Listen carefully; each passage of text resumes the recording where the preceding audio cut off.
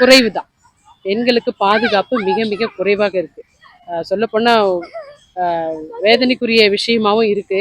பெண்களை எல்லா ஆண்களுமே சம மதிப்போடு அன்போடு அவர்களை பார்க்கணும். அதுதான் என்னுடைய தாட்டு. அதனால கண்டிப்பா பெண்களுடைய பாதுகாப்பு மிக மிக குறைவு தான் நான் நினைக்கிறேன். பாதுகாப்புன்றதே ஒண்ணு இல்ல. சேஃப்டின்றது ரொம்ப கம்மியா இருக்கு.